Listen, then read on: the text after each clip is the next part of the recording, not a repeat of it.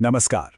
चलिए आज जरा इतिहास के पन्नों को पलटते हैं और दक्षिण भारत के एक ऐसे शक्तिशाली राजवंश की कहानी को जानते हैं जिन्होंने न केवल विशाल साम्राज्य बनाए बल्कि पत्थर में एक ऐसी विरासत तराशी जो आज भी हमें हैरान कर देती है।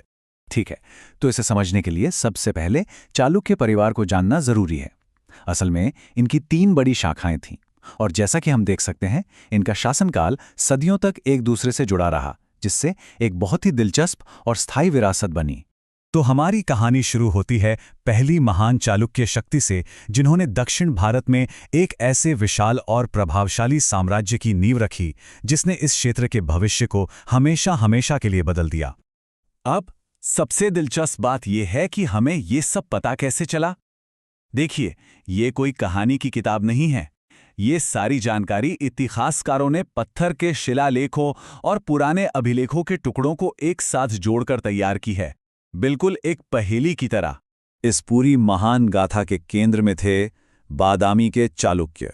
उन्होंने अपनी राजधानी शानदार शहर वातापी में बनाई और बस वहीं से उनका साम्राज्य पूरे दक्षिण भारत में फैलना शुरू हो गया। हर बड़े साम्राज्य का एक गोल्डन पीरियड होता है ना? तो चालुक्यों के लिए वो जमाना था एक ऐसे महान और दूरदर्शी सम्राट का जिनका नाम इतिहास में हमेशा के लिए दर्ज हो गया। मतलब ये वो टाइम था जब बादामी चालुक्य अपनी पावर और असर के बिल्कुल शिखर पर थे। उनका साम्राज्य फल फूल रहा था, उनकी सेनाओं को कोई हरा नहीं सकता था और उनकी कला और संस्कृति तो बस नई ऊंचाइयों पर पहुंच गई थी। सच में एक सुनहरा दौर था ये। पुलकेशिन द्वितीय कोई मामूली राजा नहीं थे, वो एक एम्पायर बिल्डर थे। सोचिए, उन्होंने भारत के सबसे शक्तिशाली सम्राटों में से एक सम्राट हर्ष को हराया और लगभग पूरे दक्षिण भारत पर अपना कंट्रोल जमा लिया, जो उस जमाने में एक बहुत बड़ी असाधारण उपलब्धि थी। पर जैसा कि इतिहास हमें बार बार सिखाता है, बड़े से बड़ा साम्राज्य भी हमेशा के लिए नहीं टिकता। पतन तो होता है, लेकिन हाँ, हर अंत एक नई नाटकीय शुरुआत का रास्ता भी बनाता है।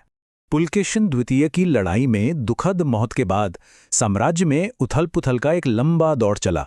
लगातार लड़ाइयों ने उन्हें अंदर से कमजोर कर दिया और आखिरकार एक नई ताकत राष्ट्रकूटों ने उन्हें सत्ता से हटा दिया।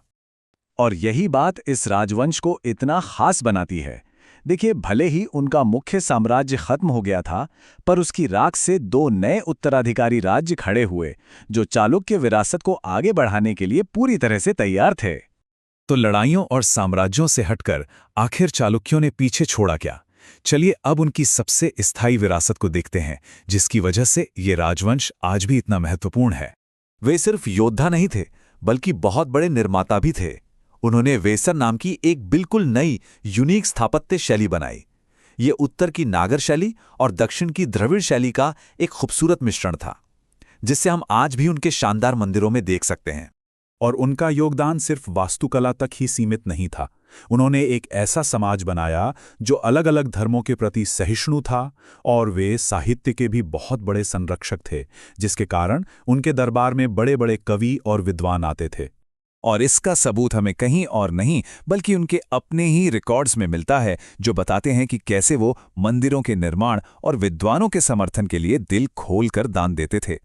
चालुक्य साम्राज्य तो कब का इतिहास बन गया, लेकिन उनके बनाए गए मंदिर आज भी शान से खड़े हैं। और ये हमें एक आखिरी विचार के साथ छोड़ जाता है। साम्राज्य गिर जाते हैं, शासक चले जाते हैं, पर क्या कला और वास्तुकला सच में किसी को अमर बना सकती है?